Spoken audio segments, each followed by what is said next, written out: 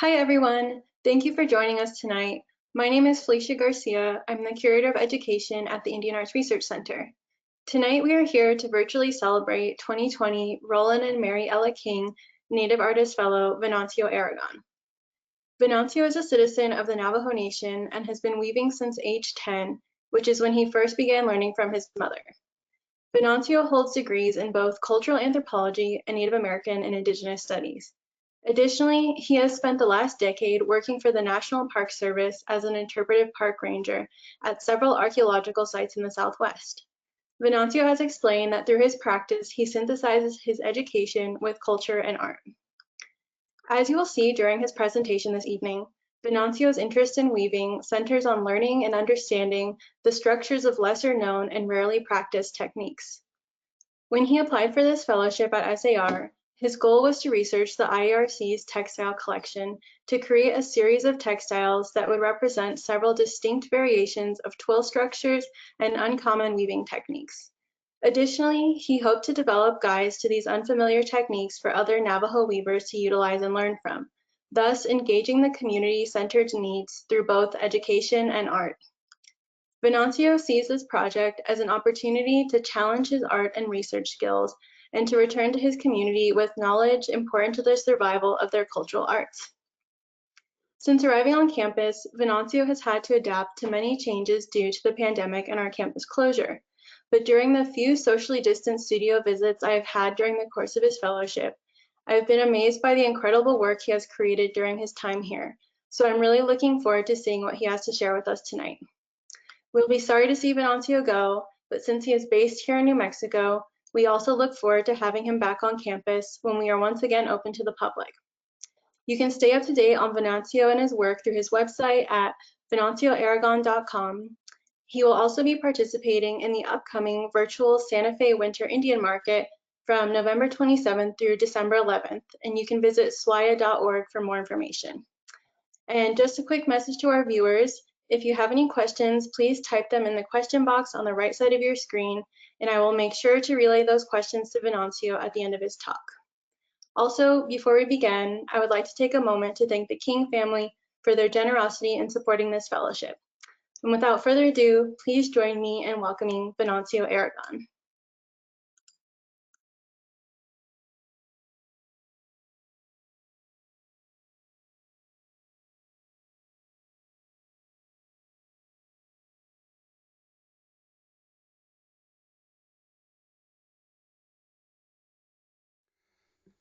Thank you very much, Felicia. I would first like to say welcome to everyone viewing online, and I hope we have a good and educational experience talking about this amazing opportunity I had.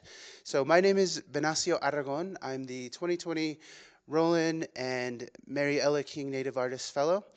And it's a privilege to be here, but I would like to give a big thanks to the School for Advanced Research for taking all the precautions they could and supporting me through my work here and supporting us getting through this unprecedented time of a pandemic. So thank you very much for that, and I'll begin my presentation here. So I'm a Navajo weaver. I come from a place in New Mexico called Fruitland, New Mexico. And it's a well-known agricultural community on Navajo Nation, as its name implies. And so in this slide, you'll see a photograph of my mother, who became my first teacher in my arts. And so I titled this slide, Threads of Culture, Colors of Change, because as we preserve an unbroken line of knowledge being transmitted down through the ages, through our art, we also have a space where we can articulate a modernist approach to executing our textiles through color and design. My mother was a big influence to me in terms of her textile production. My family design centers on what you see in the slides, this sort of serrated edge diamond patterns, bold geometric motifs that some people might categorize as eye dazzlers. And my mother and her mother and so on, they frequently wove these designs, so they became sort of our family repertoire. But as I'll talk about later in the presentation, my mother and I have taken up these designs of old, and we play around with symmetries and color execution, and we bring them forward in a new way. And so my mother is a big part of that influence in my artwork today. I'd like to talk about the ways that I structure weaving and the ways that my art dialogues with the broader audience. And so I position Navajo weaving, Dene weaving, as a cultural production. And so we see that if we look in literature, anthropological texts, the vast majority of those writings have been from a non-native perspective. They've been created by Western ethnographers, primarily analyzing and looking at us, constructing our culture in a way. And so one great thing about these programs and the arts and coming together with scholarship is that there's a space created where Diné narratives can be articulated, and we're in some ways creating indigenous counter-narratives to the largely Western body of work about us.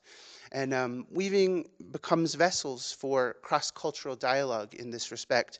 And we offer Navajo-centric narratives that present perhaps different views than previously held in the mainstream culture about us. And doing so, we also promote artistic freedom. And we have this, I was fortunate enough to be part of a film, and you see a picture of it on the top, titled Spider-Woman's Web. And this film highlighted and centered mostly younger Diné artists and textile artisans. And it's a brilliant example of how through weaving there's this amazing articulation by Diné people today trying to gain control of their own narrative and re-articulate what it means to us, this weaving and its importance to our ancient culture. A lot of my work today, I believe, I have influences from the past that sort of make up my mind, my constructions of why I approach weaving the way I do. And we see that in Navajo history, in the 1860s, when my people had their experience with settler colonialism and westward expansion of European American peoples and the subsequent military takeover of my homeland, the result of the Treaty of 1868 was to open up Navajo lands to Western forms of commerce by means of the federal government issuing trading post licenses to certain traders that would bring in mass-produced items, new foods, new materials, and it was Navajo people's first engagement with Western forms of commerce, fiat currency, and wage labor. And the trading posts inevitably began to have a lot of power in design schemes and aesthetics of rugs as Navajo weavings were beginning to be marketed to a broader world beyond the reservation, beyond intertribal exchange systems. We see that certain motifs borrowed from Asian or Middle Eastern type of designs and rugs were being shown to Navajo people so that they may replicate them or incorporate them. And this gave rise to the movement of regional classification. And so a lot of the designs we view today as traditional actually come from this time period of the trading post economy. Most notable, we see this at Hubble Trading Post in Arizona, still being operated by the National Park Service today. We see Two Gray Hills Trading Post, Crystal, Wide Ruins, and so on.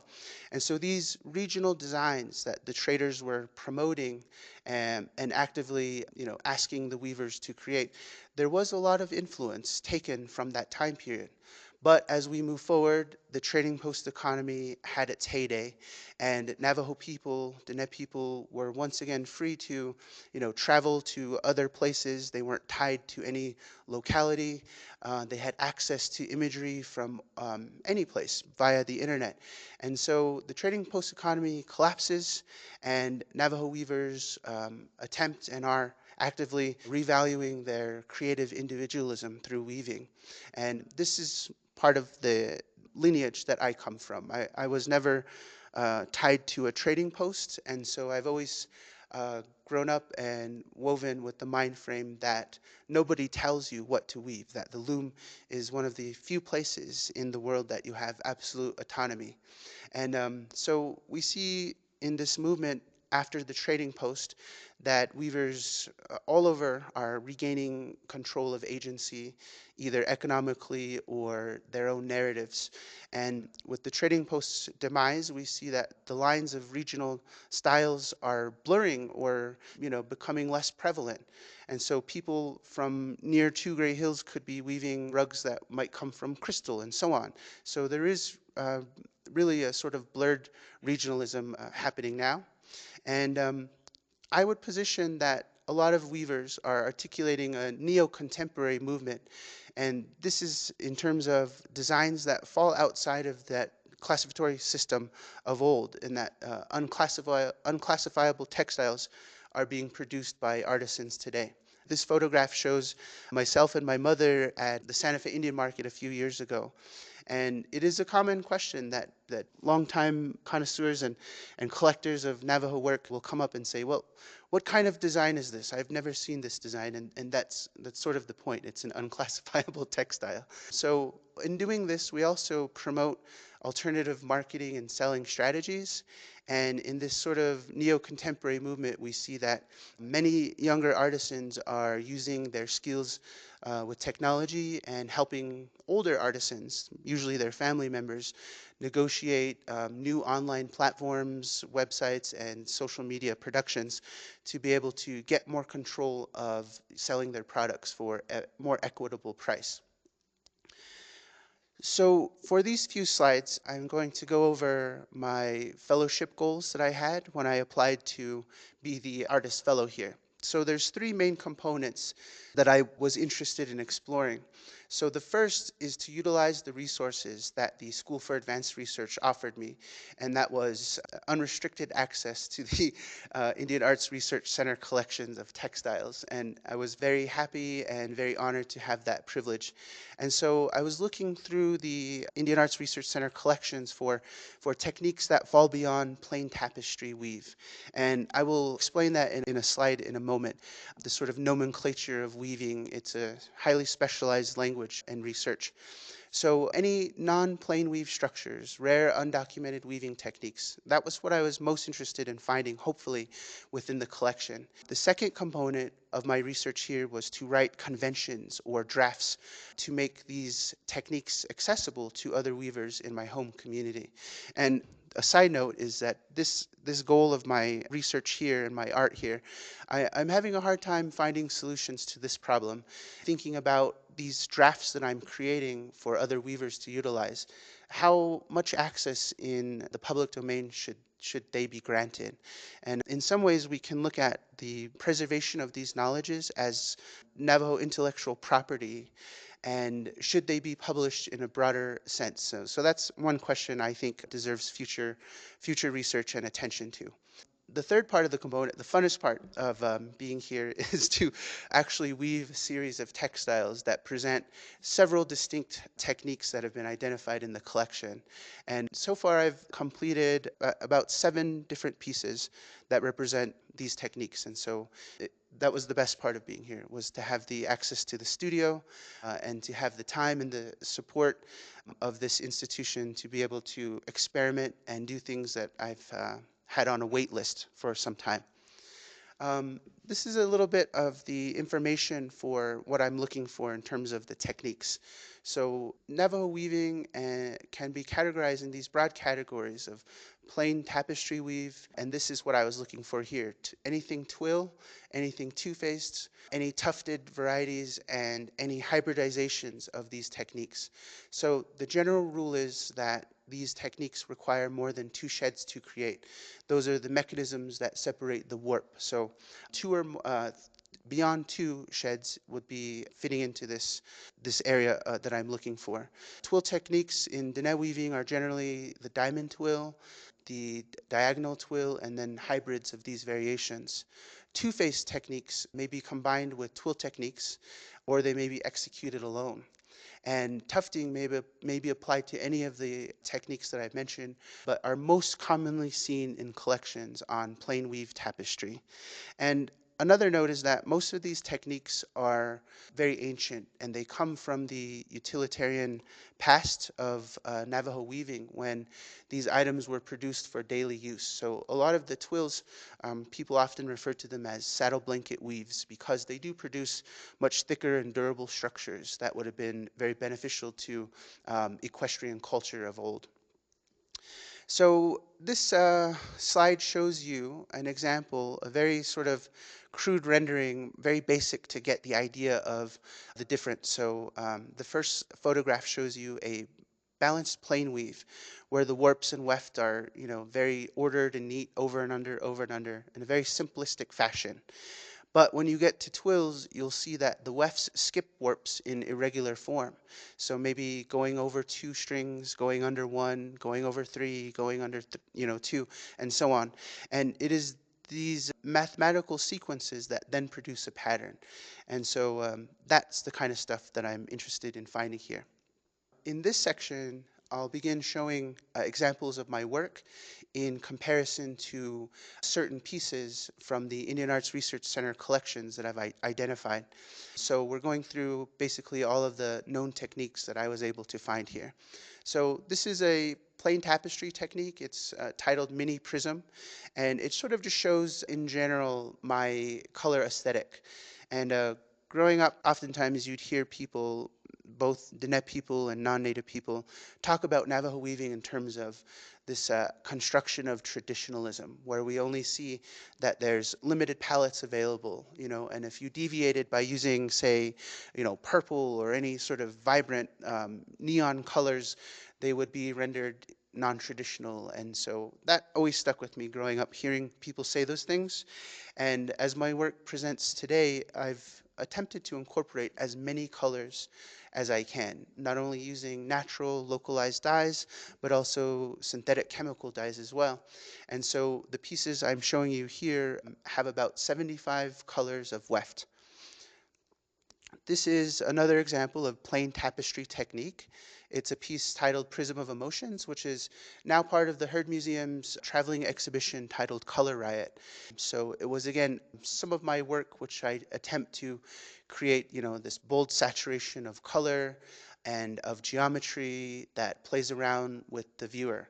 And some people would say that this fits into a, category of a contemporary eye dazzler, and other people would say it defies classification, but I definitely had fun weaving it.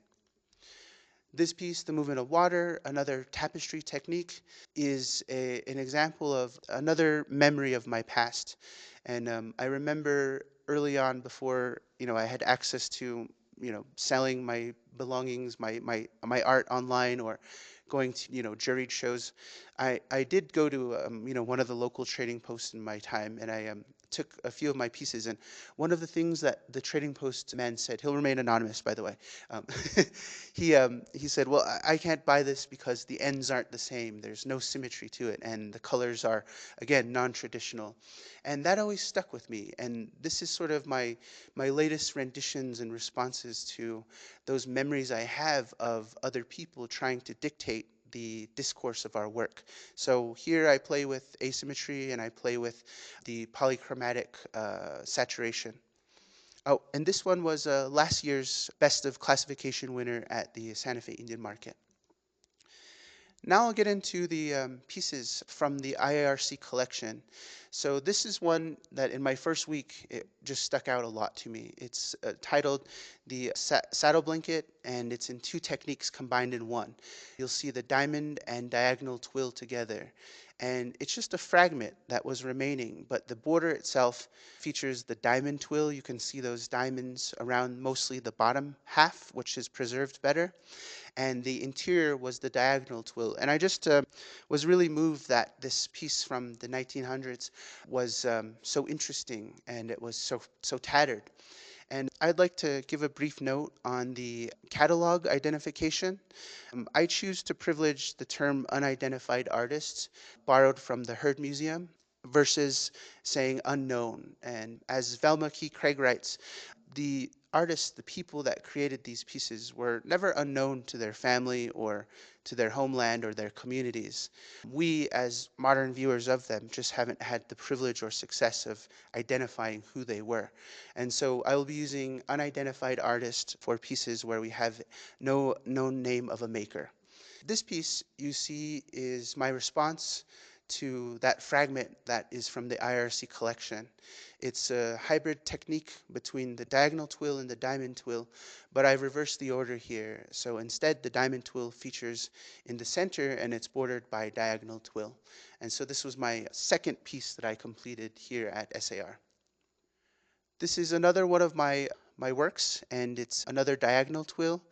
This one was woven with hand-spun wool and natural dyes, so you can very easily discern the differences between using natural organic substances and comparing that to what else I do by using other compounds to attain as many colors as possible. And so I still think I have a ways to go. This piece is another example of the diamond twill technique, but here I've included 5 variations of it. And so once again, it plays with asymmetry, and it utilizes that sort of prismatic color palette that I've worked very hard to create. And it was a lot of fun just to be able to be here and to experiment with these pieces. And it's because of the support of this community that I think I finally was able to, hang my coat up and just go for it. This is from the collection. It's a 2-unit small diamond twill, which is sort of an offshoot technique of the diamond twill that we just visited. And so this is only one of 2 examples in the IARC collection that I was able to identify. They are characterized by repetitive small diamonds creating those vertical bars. And this is one of my pieces, a 2-unit small diamond twill. The dyes here feature indigo and a local plant rabbit brush. It shows you once again sort of traditional palette versus something a little more crazier. This is a two-faced rug, and so this technique from the IRC collection shows us that the weaver produces a textile with 2 distinct designs on either side of it, woven simultaneously. So it's not like the front and back of this rug were sewed together or 2 pieces stitched together, but it is one homogeneous piece, and it's only through the manipulation of the warp and weft that the weaver is able to produce these very rare and wonderful pieces. This is my response, or one of my two-sided, two-faced textiles, and it's titled Double Rainbow. Not only, for the fact that both sides of it present sort of this distinct, prismatic rainbow scheme, but it's a two-faced technique, so a little bit of interesting wordplay on it. But it's one of my first pieces woven in this technique, the two-faced, where I feature heavily, square geometry. Like I previously stated, my family designs aren't squares at all, but they're sort of serrated diamonds, where the linear lines aren't, perpendicular to each other. And so it was fun to play around with squares using my color palette. This is another offshoot of the two-faced technique. It's two-faced checkers, so it requires a different counting sequence than just a two-faced piece. And what makes this very specialized is that the checkers, the square colors, if you were to flip the piece over, you would see that the colors are inverse on the back side. So where red is, there may be black, where yellow is, there may be white, and so on. And so this is the only one of this type of technique that I was able to find within the IRC collection. A really cool piece, kind of old, 1880 to 1900, and once again, an unidentified artist. So here is what I created using this two-faced checkers design. And previously, I had never had the time to actually sit down with my sketch pads and my graph paper and attempt to reverse engineer this counting sequence. But it was in the 3rd or 4th week of my fellowship here that I went for it. And after 3 unsuccessful attempts at reconstructing the technique, finally something started to happen. And so this is my first ever two-faced checkers textile. So if you were to flip it over, you would see where the white is, there's black, and the colors shift from where they're located on one side to the other. So very fun technique, very visually stunning. I think I'll definitely have a lot of fun playing around with it, and hopefully a lot of people back home will start doing it too. This represents one of the first hybridized textiles that we see in the IRC collection. We have a two-face that we've looked at before that would be where the big squares are, and then sort of those vertical bars and those diamonds represent the diamond twill technique. And the weaver here, we actually have a name, Edith James, from the 70s.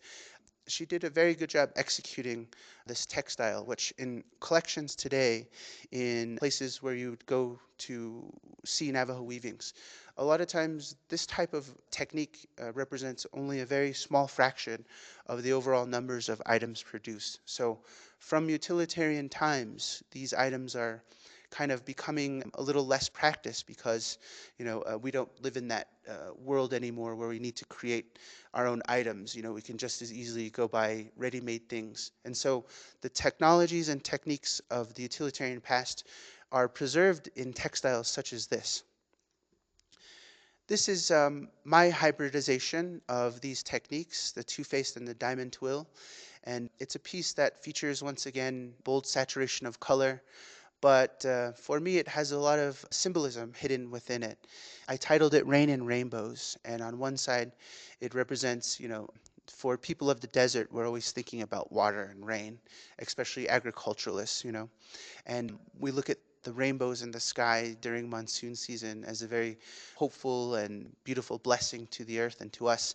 And so that's one side. And the other, where you see the black and white vertical bars, that represents sort of the rainfall, the monsoon rains coming from, those wonderful clouds. So yeah, it's beyond just replicating a technique. It has some ideology superimposed within it from my own thinking. This is one of my older pieces from 2018, and it was one of the first larger pieces that I've created utilizing this hybridization technique of the two-faced and the diamond twill. And yeah, a lot of fun. But at that moment, I was still in a phase where, I was trying to utilize more of a traditional palette. This is an interesting piece from the collection, and there was only 2 of these tufted saddle covers that I was able to find. There was one piece that had only partial tufting that was still pretty amazing, but this one features Navajo Churro locks, which you'll see in the first photograph, creates this shaggy effect as those locks are inserted into the warps as the weaver is creating it. And the one thing I find really interesting about this piece from the 30s or 40s is that the artist, whoever she or he was dyeing these churro locks beforehand, which is something that I was doing years ago, and I found it very inspirational to see that people in previous generations had these great ideas. And there's small sections on the photo where you can see, like lime green churro locks inserted, which was really exceptional to me. And of course, the backside is the side that resembles a textile that we're most familiar with. And in response to this, here is my tufted saddle blanket. And for me, the locks here dyed in as many shades as I could find were incorporated, not Navajo Churro. This is actually a British breed of sheep, 2 of them, the Border Leicester and Blue-faced Leicester. And so those locks have a great curl structure, and they take up dye very wonderfully. So this is sort of my examples of how I approach this tufted techniques. And the thing about this is that when I grew up, my mother didn't create these at all, but she would tell me stories and remember about her mother and how she used to create saddle blankets for, our family that was very involved in, like horseback riding and, ranching and things like that. And she would tell me stories of how my grandmother constructed these tufted pieces. I never saw it done firsthand, but through my mother's retelling and remembrance of this technique, I was able to reconstruct it with her help. And so I've been doing the tufted variations for great many years now, and I would argue that among the total number of Dene weavings being produced today, that the tufting technique is arguably probably one of the rarest. Here's an example of where you can take the tufting where it doesn't necessarily have to cover the entire side of a piece, but you can use it as a design element to create 3-dimensional texture. And so this piece I titled Polychromatic Synthesis because it is revealing the variability that weavers have to innovate and to combine various techniques into single pieces of weaving. And the results oftentimes are unclassifiable. So we have the tufting on the front side, and even the background to the front side, the actual woven part, would be different if you flipped it over to the back. So it has many layers to it. And these are examples of, the artistic freedoms that I position dene weavers to have today and to expand upon in a, new way of weaving. This piece is a wedge weave blanket, and actually is like a full-size wearing blanket, an article of clothing, if you will. And it's not a four-shaft technique. It's woven with two, so it's classifiable as plain weave, but it represents one of the only Navajo textiles produced where you have the weft being inserted at a diagonal line. And you'll see in the photograph that the salvage of the piece sort of has this wavy effect, and that's due in part because of the ways that it's woven using this wedge weave technique. And I have never done a piece like this, but I do realize that it's sort of having a renaissance right now, and there are many dene weavers that are, using this technique in their contemporary constructions. And here, I thought, since I've completed looking for all that I have within the collection, that I'm going to expand beyond my the research goals that I had. And so I'm attempting, this is a work in progress right now, but I'm attempting to create one of these using my own color scheme today. So out of the entire time and visits to the Indian Arts Research Center, out of looking through the catalogs with the assistance of the museum techs, who I thank very much for their willingness to put up with my visits, this is the only piece that I found where there's something that is unknown, not only to myself, but as far as I was able to research, there's no known documentation about how to execute such a textile as this. A few years back, the School for Advanced Research had a weaving seminar, symposium, where they invited, older dene weavers to look at the collection and give comments. And this was one of those pieces that was looked at by some of my elders. And there's some markings on the catalog that say there's so few people that would even understand this, and that the people who looked at it understood it to at least have 21 heddles to create it, which is, for me, rather unheard of. And so in my examination of this piece, I spent hours and hours in the IARC just sitting with it, trying to, get the counting sequence, or to figure out from the weaver's perspective how to go about producing such a piece. And from my experimentation, by the way, this is a picture frame that I picked up at a thrift store or something, and I put up a little loom inside of it so it can be like an experimental, like swatching, I guess you would say. And after so many tries, I lost sleep thinking about this piece, and setting up a loom and having failure after failure. After so many tries, I finally got the center sequence of IAFT 396. It is interesting, but it's just a start. And so from my preliminary research, I believe that it can be completed, but with 15 heddles instead of the 21 that's listed in the catalog. So there's a lot more to learn. Suffice it to say, I presented hopefully a plethora of techniques and knowledge for people to realize that Navajo weaving repertoire is quite expansive, and that the importance of cultural preservation, documentation of those rare and undocumented techniques is very important, I think, for the survival of this cultural art. And lastly, I'd like to thank once again the School for Advanced Research for the opportunities granted to me, the very good support from the staff, and it was just a beautiful time. And I'm hoping that by the time this fellowship is over, that I'll have much more to show.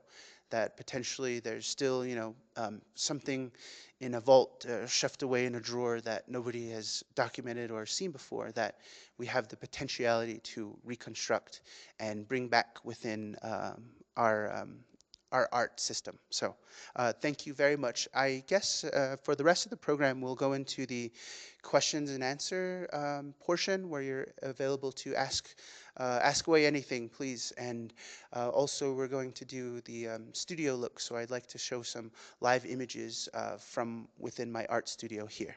Thank you.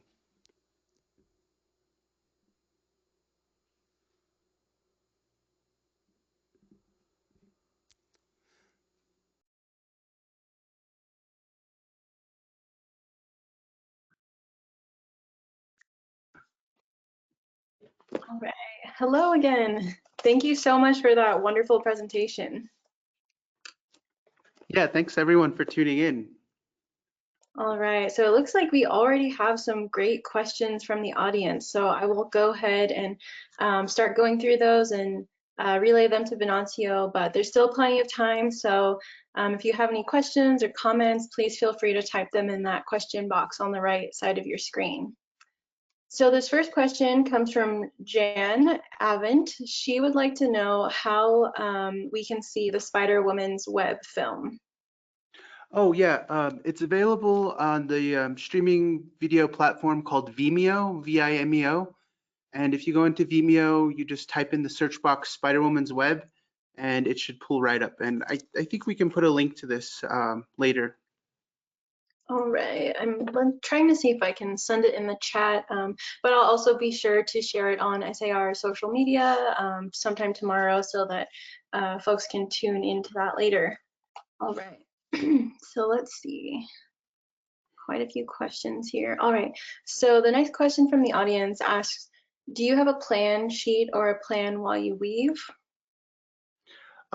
In general, I don't. I usually set up a loom and whatever I feel like weaving that day, I do. But while I was working on this series, I had each technique in mind. So when its turn came, it would be created. But in general, I think most Navajo weavers weave from their thoughts, and they don't really have drafts or sketches or whatever like that. And so it's sort of just free form, whatever you're moved to do, I believe. That's how I approach it. Amazing. Yeah, I'll sprinkle some of my own questions in here because I have a couple. I love all of the vibrant colors that you use, and I think just the number of colors that you utilize for each work is amazing. Do you also work out the color palette as you go, or is that something that you determine ahead of time?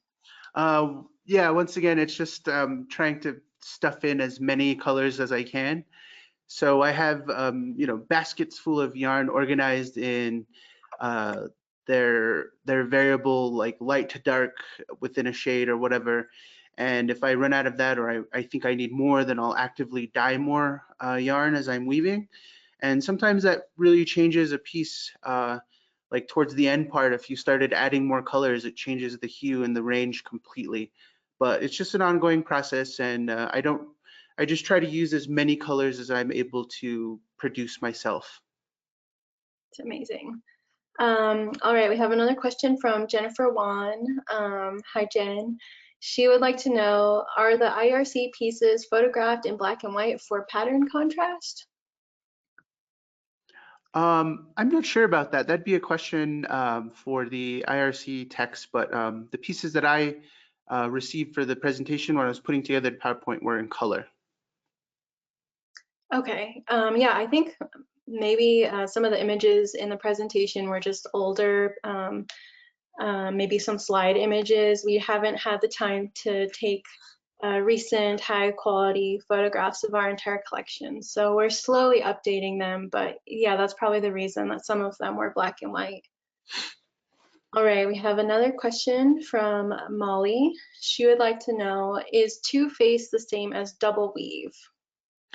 Yeah, it is, and a lot of the techniques, they can have multiple names, and that's one of the big challenges of sort of creating a standard convention because none really exist. So you may hear two-face being called double weave and so on, and diagonal twill might be called herringbone. So it is quite variable, but that's the nomenclature I'm trying to utilize and keep it standard.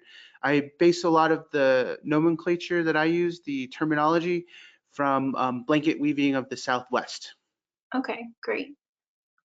All right, moving along here. You, Thomas, would like to know, how long does it take you to weave these pieces? Beautiful work. Yeah, I mean, in general, for the smaller pieces, you see, I was trying to do a series, so I kept them, in a manageable size. So it took me about a week and a half for each of them, some of them a little bit longer. The double weave that you see here, or the two-face that you see here, it actually took me, I think, close to 3 weeks. It was just a little more complicated. Just going off of that, I think the amount of work that you've created is just incredible. Do you find that you have to be in like a certain frame of mind or to feel inspired before you go into the studio and weave, or is it something that you can just sit down and do at any time? Yeah, I don't know. I think every artist is different. You know, like sometimes there'll be a trigger where it makes them produce a lot and have creativity. But in general, as I was working here with the project in mind that I had, I was trying to stay on task because 3 months goes by very quickly. And so I just kept at it as much as I could. But yeah, I usually find that you know, um, during this time where the campus was sort of closed to the public and we were socially isolating, the studio became sort of this sanctuary space for me, where it was a very you know, cool, interesting time just to be here and to have to work and to just have the time and the support of the SAR community to just produce and to experiment. And it was just really amazing. I think that's biggest part of my motivation here was that you know, there was threat of, you know, the coronavirus on the outside world, and here at SAR's campus we were sort of closed off and it was a safe space. Oh, well, that's nice to hear. I'm glad that it's been a good experience so far. All right, let's see. We have another audience question here. Which size do you weave most of the time and why? It's all a big range. I suppose the pieces I have behind me are very common of, you know, like the smaller things that I would produce before an art show, just to have products and to have, you know, affordable pieces for people that are interested in collecting. And then, you know, some of the earlier images I showed are much larger pieces. We're talking like 4 feet by 5.5 or whatever. And those take a considerable amount more labor and time to produce. So I usually do those for museums or for commissions by collectors or for entry into the various art markets that I attend. So yeah, this is pretty standard, but sometimes, you know, you just want to sit down and do something big and bold and invest a lot of time into a project, and it's very satisfying to complete something like that. Great. And on a similar note here, one of our Anne Ray interns, Sean Dean Brown, says, Venancio, thank you. That was great. Would you ever consider weaving dresses or shawls? I've had my experience with traditional clothing, like the billet, not shawls. I haven't done any of those yet. But when I graduated with my first degree in anthropology from the University of New Mexico, I actually wove my own shirt that I wore to graduation. So I've done a few of those things in the past, but these days I've just been consumed with these techniques and presenting sort of these tapestries, but applying them to the, you know, traditional clothing, I think is something that I'll look forward into when I have more time. Great.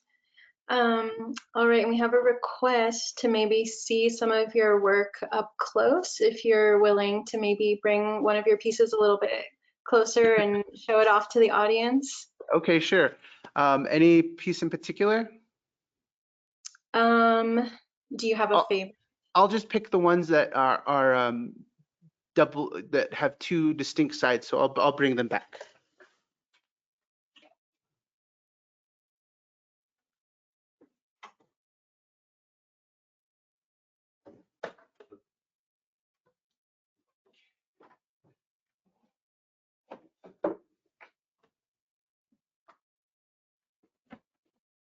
So this is the double rainbow, and here is the backside that you can't see when it's hanging up. Wow. Again, it utilizes a very strong polychromatic prism palette that I worked a lot of years to create. A lot of these yarns on here are from my own dye pot. And then as you see, it's completely different on the other side. And I have to make a note that, you know, a lot of these works going into my Artspan webpage, I was trying to update it because the Santa Fe Winter Virtual Market is launching soon. And so we're having this virtual world where we have booths in them. It's kind of a new sort of cutting edge way of doing market in spite of the pandemic. And I posted these pieces onto my Artspan because I had to borrow the photos from them. And so this one is actually belonging to somebody already. So yeah, um, but that's the double rainbow. And this one is the tufted saddle blanket. And as you see now up close, the texture is rich and there's lots of interesting little colors in there. But what's really cool about each of these locks is that you kind of see them on the back and they create these little speckles. So here's the back side. This one is my favorite. I mean, they're all beautiful, but I saw one of your tufted pieces at Herd Market and just loved it. All right, so let's see. Oh my gosh, there are so many great questions here. I hope we can get to them all. Let me just make sure I don't skip any. All right, so Julia Hendon would like to know if you have a preferred type of wool or breed of sheep that you like to work with. Yeah, if I'm hand spinning my own pieces, I prefer to use the Navajo Churro wool. It's a very important breed to the cultural history of the Southwest and to the Navajo people. I love that wool. It's you know, kind of, it can be kind of coarse. It's a double coat fleece, so it has guard hairs and an inner coat, and when they mix up, it creates a very beautiful sort of heathery texture. So you'll see a lot of older pieces utilizing Navajo Churro, and it's something that kind of went out of popularity for a few decades, but due to the various efforts of Navajo breeders and non-native allies, that the breed is no longer, it's still endangered, but it's no longer going extinct. So it's becoming more commonly used once again by Navajo people. But for the tufted pieces, I started using Angora goat, which was kind of the standard back home. And Angora goat locks are kind of hard to find where they're clean and they're good structure. So then I use Navajo Churro locks, and I still do that when I can get fleeces with a good lock structure. But like I said, we're modern artists that are free to expand, and we have access to going online and having connections with breeders in other parts of the world, other parts of the country, and we can develop system of exchange where they might send us a fleece from a rare breed sheep from, you know, the Falkland Islands or whatever. And so, yeah, we really can use whatever we want. And even with the yarns, a lot of the commercial yarns that I use are merino and Angora mohair blends, but I also have incorporated materials like baby camel and alpaca, even silk.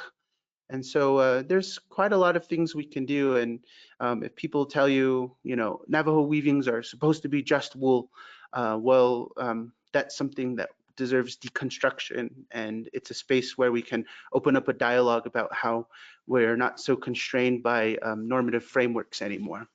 Right, right. That's great. All right, Carolyn Kastner says, "Bravo, your designs are visionary and your colors are extraordinary. Please say more about dye sources." Oh, so there's quite a few local plants that are from the area that are part of the traditional repertoire. Those would be things like curly dock root, Navajo tea, onion skins, rabbit brush, and so on, different barks and walnut hulls and stuff like that. Those are the traditional palette. And if you go back in time in Navajo weaving history, at one point there was quite a lot of cochineal, which is an insect being imported from Mexico by the Spanish, which produces beautiful reds and lavenders and purples. So that was once heavily utilized, and then it sort of disappeared and people weren't able to get it. But now, because of the miracle of Amazon and the internet, we can order those dyes from around the world. Indigo is one of the world's most ancient dyes, which produces the beautiful blues and greens if you use it in a compound sense with yellow. And that as well is something that the Spanish once imported, and it was widely used by Navajo people, especially in use for dresses and shawls and things like that. But it kind of went away a little bit. And then now we have technology, we can reorder those things and relearn how to use them.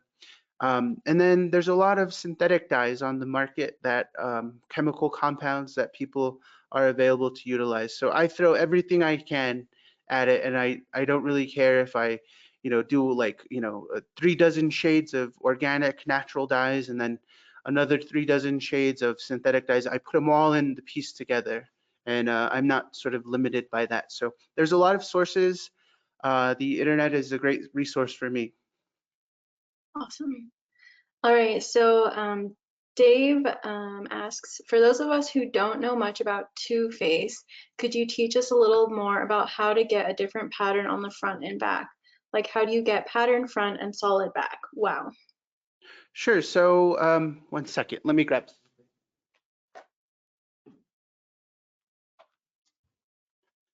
So a two-face weaving would be produced by the manipulation of these heddles. And so most of the techniques I presented are 4-shaft techniques. So there's 1, 2, 3, 4 of them. And you'll see that maybe this one and this one control the design that comes on the front. And then, the next two, this one and this one, might control what's the design on the back. So usually the weaver is on the side of where these heddles are, and she is weaving, and it's hard to see the back. So for me, when I'm looking at the back of a textile on a two-face piece, I usually have like a little mirror, and I hold it up to make sure that I'm, not skipping any warp or whatever. But it's just basically a manipulation of these heddles that produce what you see on one side versus the other. And so some of these heddles may pull up the warps that that allow the design to be more pronounced on the front versus the other, which pulls the warps that'll be on the back. So it's a manipulation of these 4 shafts, these 4 heddles. I hope that helps. It's a little difficult to explain an advanced technique like that in this platform. No, thank you. That's super fascinating. And your, I'm not sure what you call it, your small loom is really helpful. It's a picture frame experimental loom. Okay. All right. And so we have a question from Emily Santana, who is our other Anwright intern this year. And she would like to know if you have any interest in learning weaving techniques or patterns from indigenous textile artists from other cultures or countries, or do you prefer to stick strictly to older Navajo techniques for now? When I was at the University of New Mexico, I was fortunate enough to be able to take textile classes, and learning a floor loom and sort of Western kind of weaving systems I've done before. But while I was in graduate school later, I was able to do sort of an independent study, and I was able to study things like backstrap weaving, inkle weaving, card weaving, just a whole gamut of different things, rigid heddle weaving. So while I am a dinette artist and my focus is on the Navajo upright tapestry loom, I do have quite a bit of knowledge of other cultures' weavings and their techniques, and I sometimes deploy them, when I move to do something or a special project like that. But there's so much more to learn that it's always an ongoing process for the rest of your life. I don't think there'll ever be a day when I'm like, all right, I'm done and I know everything and that's the end of it. It's not like that at all. There's always more to learn, and it's a journey, really. So thanks for the Right. question.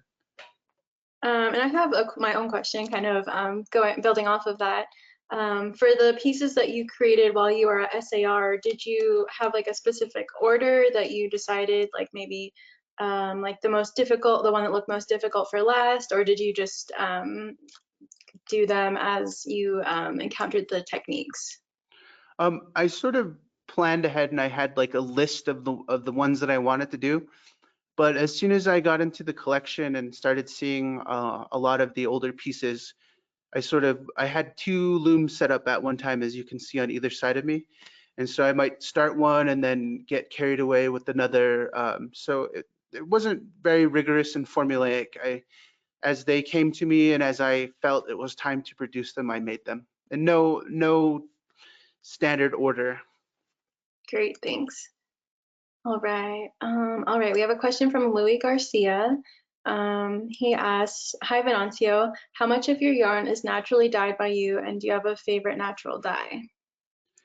Yeah, so it's difficult to say. I mean, if I pull up one of my buckets of color, they might be half and half of dyed by me and then synthetic dyed or store-bought yarns. It's pretty difficult for each shade, I guess, to say an approximation. And I'm sorry, what was the second part of the question, Felicia? If you have a favorite, I think you already answered the first part, which is how much is naturally dyed, but I'm not sure if you have a more specific. Oh, a favorite dye.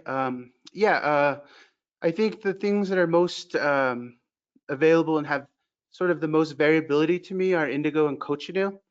And as you learn these dye processes, you actually have to invest quite a lot in learning about chemistry because cochineal is sensitive to pH. Mhm. So the from the very beginning, it's like, what kind of water are you using? Is it rainwater, tap water with chlorine? Is it spring water and distilled water? All those factors contribute to how the dye comes out. And then with cochineal, you can modify the dye bath using things like baking soda, lime juice, vinegar, and so on, and it all produces a huge variable range of colors. And so that's a lot of the experimentation I do as well. So I really love cochineal. It's sort of a magical dye, but I also love indigo because it is quite ancient, and a lot of cultures around the world sort of have a spiritualism attached to indigo and its significance because indigo is not a water soluble dye. Usually you have to do like a fermentation bath to be able to use it. And what's cool is if you dip something into the indigo bath and you take it out, it sort of starts out green, and as it reoxidizes, it turns blue before your eyes. So it's got mystical properties to it if you understand the chemistry. So those are the two that I play around with a lot. Plus the local dye knowledges of my own community. And so there's lots of plants that I can make use of, and minerals that are part of our traditional repertoire that have been passed down. So yeah, and then I even go to the store and I might pick up not much these days, but in my earlier days, I'd pick up like packets of Kool-Aid or food coloring, and they produce really beautiful colors. And you just have to be free enough and have the courage to be able to use them. And they smell nice too. That is true. Um, all right. So, oh my gosh, I'm so sorry if I pronounce anyone's names wrong here. So we have a question from Tanina Natani who asks, "What Hi, is your Tanaba. okay? Oh my God. What is your most favorite twill weave beauteous work?" My most favorite twill weave, is that the question? Yes. I don't know. I don't really have favorites. I'm like, if you do one and replicate it a lot, you're just like ready to do something else. And so the fact that there's so many of them helps keep it interesting because I work on here and I'll go to another one. And then the really cool thing about being here at SAR and the fellowship, what it exposed to me is that I do have a lot of experimentation left to do. And so while I was working on my experimental looms and so on, I was combining different techniques, and I just haven't got around to weaving whole pieces out of them. So I don't really have a favorite at all. I just love to create as many as I can. And usually when people find me like at the art shows or the museum shows and so on, I usually try to put together a show of various techniques, but this one arguably is the sort of most varied of the techniques that I've been able to create so far. So yeah, great question. Not a favorite yet, but I'll keep you posted, Tanaba. Great. All right. And we have a question from Meredith at SAR. She would like to hear a little bit more about the relationship between gender and weaving, and maybe hear a little bit more about learning to weave from your mother. Yeah, so I mean, first of all, if we look at the ways that Western anthropological literature describes Navajo weaving in general, it's looked at as women's work. It's a woman's occupation. But from our own indigenous oral histories, our Dene narratives about weaving and its origin, we see that one of our principal deities, there's a spider woman and there's a spider man, and they both took part in the instruction of weaving to Navajo people. And I think one thing that we haven't articulated enough in both literature, scholarship, and cultural productions today is this deconstruction of how these sort of Western colonial narratives about us and gender has influenced our own thinking about our own art and culture.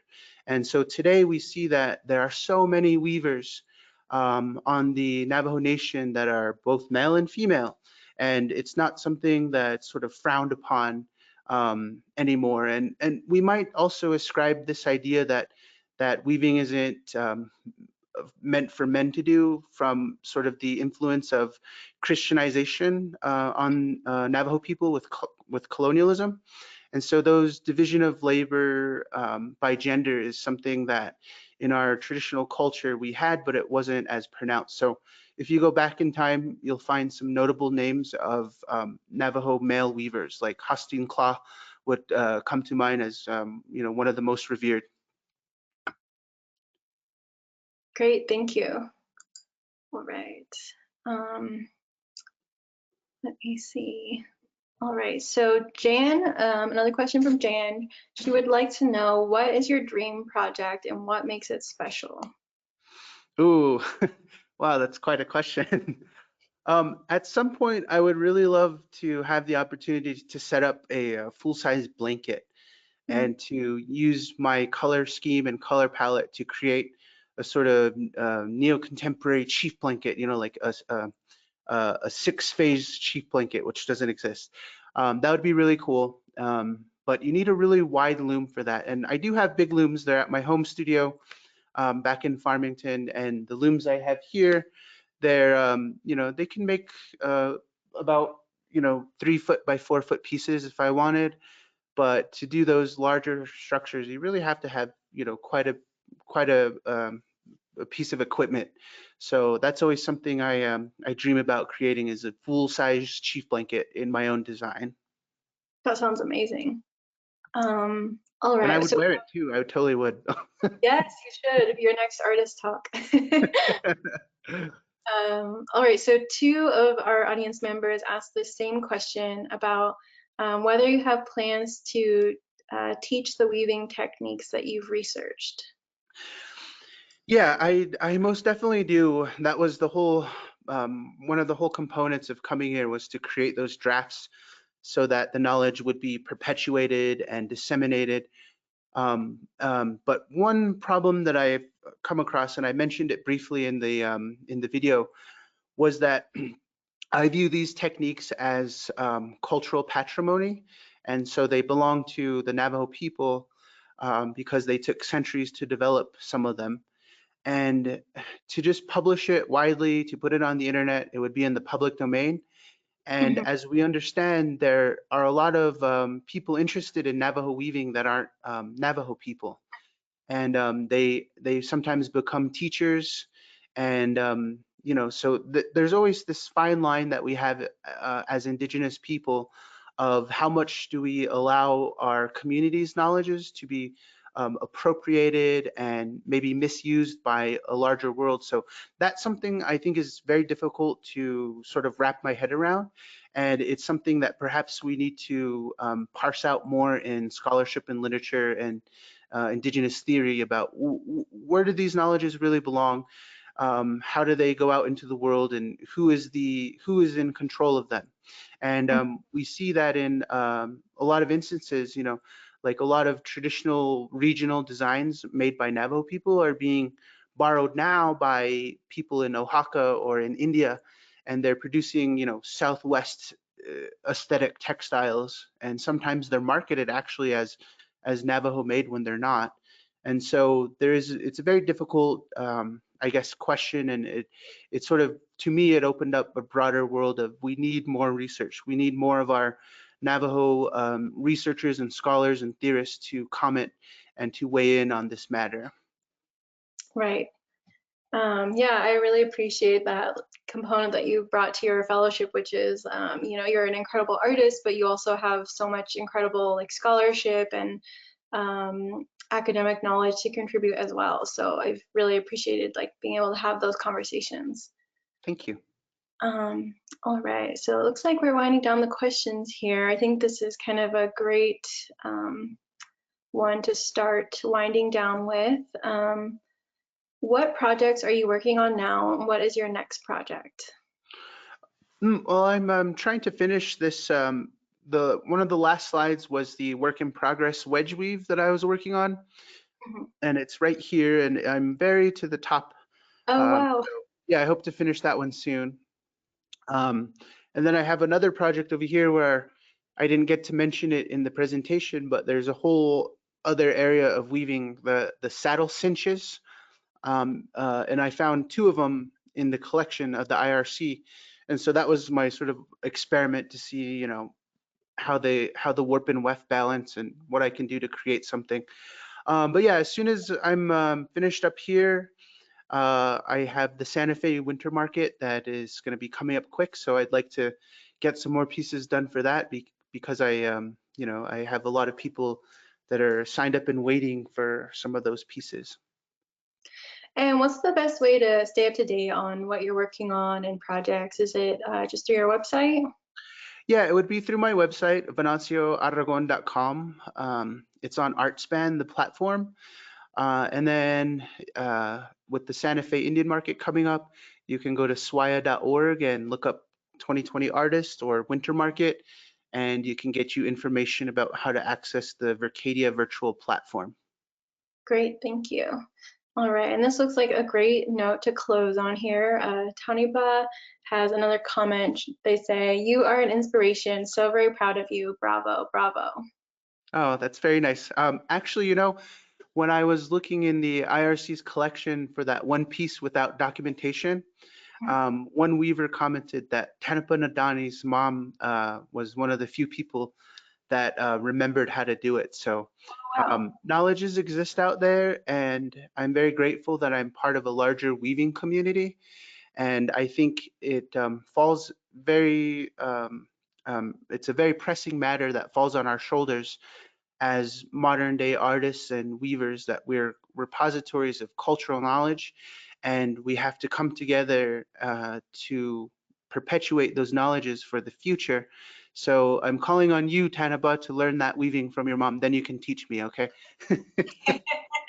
Yes, definitely keep us posted. We'd love to hear how your projects continue to evolve. All right, well, I think that's all we have for tonight. I don't want to keep you or our audience for too long here, but thank you so much for a wonderful conversation, and thank you to our audience for asking so many great questions. Yeah, thank you, everyone, and I hope you had a good time and learned something. And yeah, it was quite a time being here during the pandemic and the U.S. elections of 2020, and I was very grateful that I was in a interesting, safe, beautiful place. So I'm eternally grateful for that opportunity. Thank you. Great. All right, well, I think that's it. Thank you. Good night, everyone. Bye.